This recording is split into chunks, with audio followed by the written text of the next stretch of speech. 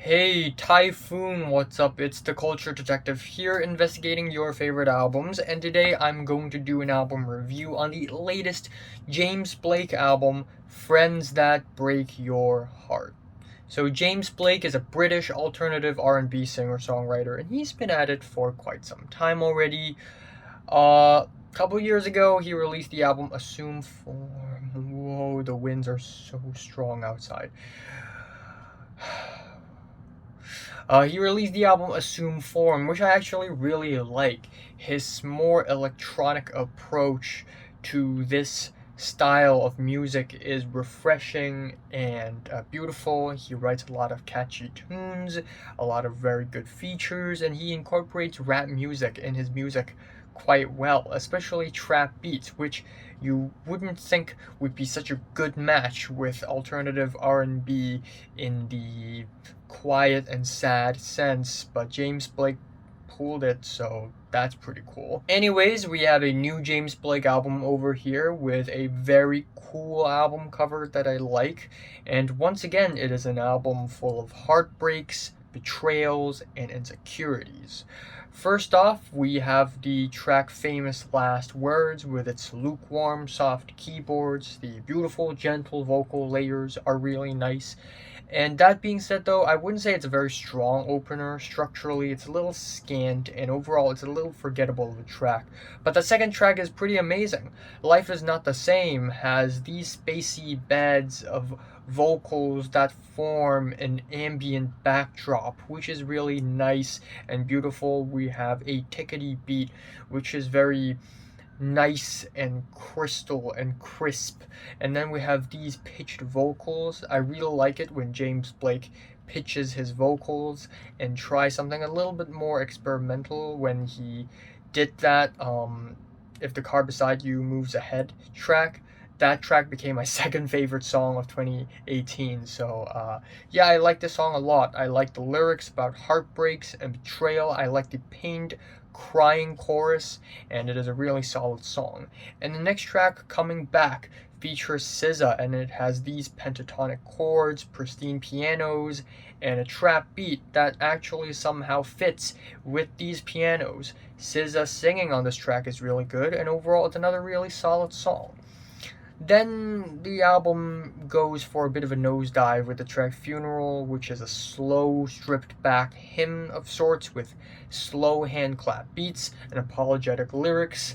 Lyrically, I wouldn't say it traverses anything all that deep or anything, especially the chorus. I know this feeling well, being alive at your own funeral. Then we have the track Frozen with the barely existent auto-tuned vocals provided by James, plus a majority of the track being basically JID rapping. And JID sounds amazing. I love his animated verse, his flow is amazing, but overall, the sort of the imbalance between James Blake and JID on this track just kind of throws me off the pacing, maybe. Then we have the track I'm So Blessed You're Mine, where we have these chipmunk eerie sci-fi refrains. I'm so blessed you're mine, I'm so blessed you're mine, girl, I'm so blessed you're mine. And it sounds cool and all, but then we have this chorus which sounds completely different, and it just sticks out like a sore thumb. And the track afterwards, Foot Forward, has one of the most repetitive and redundant hooks on the entire album.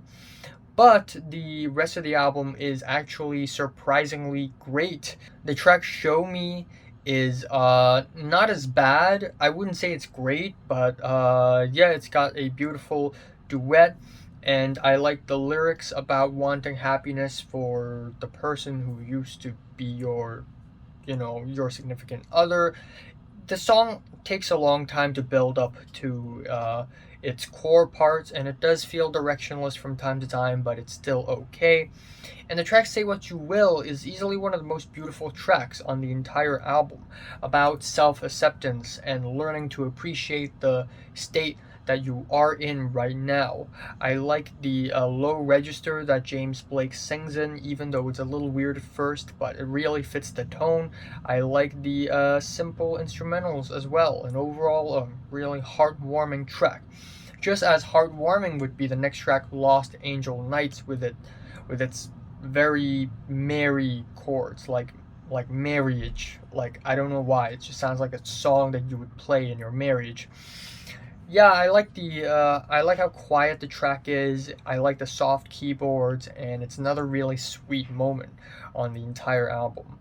The title track is a stripped back guitar ballad with a nostalgic chord progression with lyrics about betrayal, and I love nostalgic chord progressions.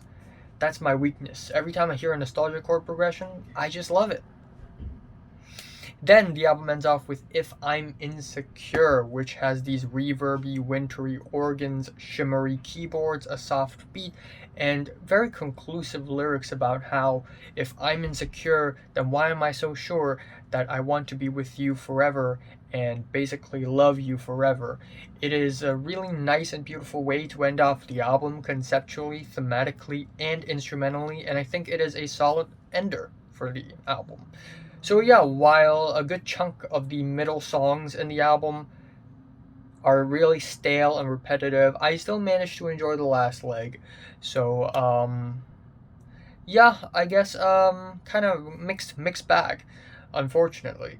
But also fortunately, because there are also a lot of very damn good songs on this album. So yeah, favorite track here is um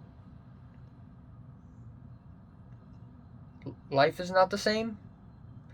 And least favorite is I'm So Blessed You're Mine. I'm giving James Blake's Friends That Break Your Heart strong 6 out of 10.